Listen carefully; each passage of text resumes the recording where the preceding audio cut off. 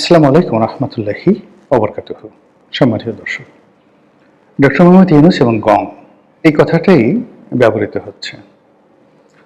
ভারতীয় পত্রপত্রিকায় গত 17 মাস ধরে তাকে কখনোই ডক্টর ইউনূস বলেননি। তাকে টিটকারি করে বলা হতো মোহাম্মদ ইউনূস। অনেকে তাকে জঙ্গি ইউনূস বলতো, অনেকে তাকে আরো কত আজে বাজে কদর্য ভাষায় আক্রমণ করত। আমাদের দেশের মানুষ, বেশিরভাগ মানুষই তাকে সম্মান করেছেন শেষ পর্যন্ত, এবং তাকে সবাই ডক্টর ইউনূস বা ইউনূস সাহেব এই কথা বলে বা ইউনূস স্যার এই কথা বলে তাকে সম্বোধন করার চেষ্টা করেছে। তিনি যেভাবে তারেক রহমান সাহেবের সঙ্গে সমঝোতা করেছিলেন, কথা দিয়েছিলেন যে তিনি ফেব্রুয়ারি মাসে নির্বাচন দিবেন, সেভাবে তিনি নির্বাচন দিয়েছেন। তারপর ক্ষমতা হস্তান্তর নিয়ে আলী রিয়াজের কথার পর যে ধরনের, যাকে বলা হয়, সন্দেহ সৃষ্টি হয়েছিল, অবিশ্বাস সৃষ্টি হয়েছিল, সেটাও শেষ পর্যন্ত টিকেনি। তিনি সেই ক্ষমতা হস্তান্তর করেছেন। তো তার যারা আপনজন তারা বলার চেষ্টা করছেন যে দেখো দেখো দেখো, রাজনীতিবিদরা তো কথা দিয়ে কথা রাখে না। তারা একবার ক্ষমতায় বসলে সেই ক্ষমতা থেকে, ক্ষমতার চেয়ার থেকে সরতে চায় না। আমাদের ইউনূস স্যার কত ভালো মানুষ, তিনি যেভাবে কথা বলেছেন ঠিক সেইভাবে ফেব্রুয়ারি মাসে নির্বাচন দিয়েছেন, একদিন এদিক ওদিক হয়নি। আবার নির্বাচনের পরে যত দ্রুত সম্ভব তিনি ক্ষমতা হস্তান্তর করে তার আপন পেশায় চলে গিয়েছেন। এবং তিনি যে তার আপন পেশায় চলে যাবেন এই কথা তিনি ক্ষমতায় থাকতে একাধিকবার বলেছেন। নুরুল কবিরের সঙ্গে সাক্ষাৎকারে বা সেই মাহফুজ আনাম সাহেবের সঙ্গে যে সাক্ষাৎকার, সেখানে তিনি একই কথা বলেছেন। বিদেশি পত্রপত্রিকার সঙ্গে একই কথা বলেছেন যে আমি রাজনীতির মানুষ না, ক্ষমতার মানুষ না, পথ চলতে চলতে এসে গেছি, এতটা চিন্তা ভাবনা করিনি। তারা আমাকে বলল, আমিও চলে আসলাম, দেখি না কিছু একটা করা যায় কিনা, হলে ভালো, না হলে কি আর করার আছে, আসছি, চলে যাব। তিনি ঠিক যেভাবে কথা বলেছেন তার পরিণতিটি আসলে ঠিক সেইভাবে তিনি ঘটিয়েছেন। এখন আমরা কি তার প্রতি কৃতজ্ঞ থাকব যে জুলাই আগস্ট বিপ্লবের পরে যদি না আসতেন ডক্টর মোহাম্মদ ইউনূস, তাহলে বাংলাদেশে একটি দুর্ভিক্ষ হতো, বাংলাদেশে একটি জনযুদ্ধ হতো, এবং বাংলাদেশ নামক রাষ্ট্রের স্বাধীনতা, সার্বভৌমত্ব চলে যেত এবং একটি সিভিল ওয়ারের কবলে পড়ে দেশ তছনছ হয়ে যেত। কথা কি ঠিক তাই?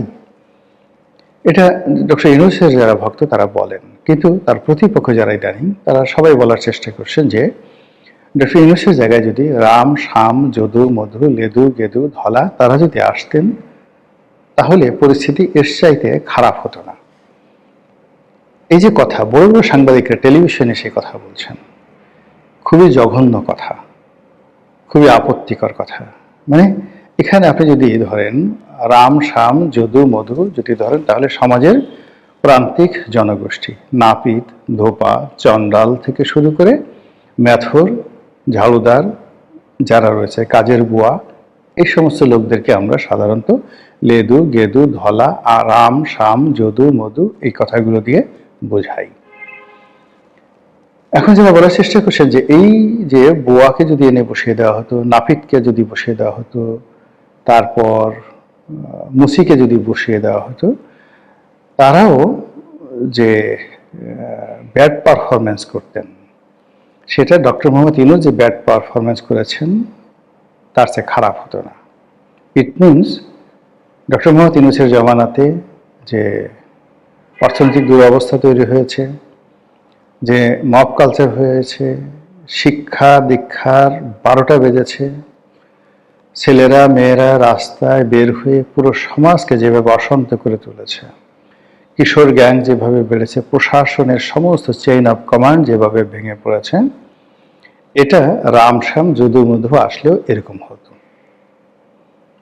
আবার এটাকে যদি আপনি একটু ভিন্নভাবে নেন, তাহলে আপনি বলতে পারেন যে রাম, শ্যাম, যদু, মধুর পরিবর্তে যদি আম জনতা আসতো, অর্থাৎ ওই যে হান্নান মাসুদ, আম আদমি পার্টির, না এই যে বাংলাদেশে আছে একটা পার্টি যেটা, যাকে সবাই আম তারেক বলে ডাকেন, সেই তারেক রহমান সাহেব, ওই পার্টির প্রধান, তিনি যদি প্রধান উপদেষ্টা হতেন, তাহলে ওই যে যদু মধুর চাইতে তারা ভালো চালাতে পারতেন। It means doctor Mohammad Yunus, জনাব তারেক রহমান, মানে তারেক রহমান যিনি এখন প্রধানমন্ত্রী, তারেক রহমান না, আরেক তারেক রহমান আছেন বাংলাদেশে, তিনিও বাংলাদেশে যথেষ্ট বিখ্যাত তারেক রহমান, তিনিও প্রধান উপদেষ্টা হলে সেই আম জনতা দলের প্রধান হিসেবে তিনি তারেক রহমান বাংলাদেশকে ভালো চালাতে পারতেন, এটা আলোচনা হচ্ছে।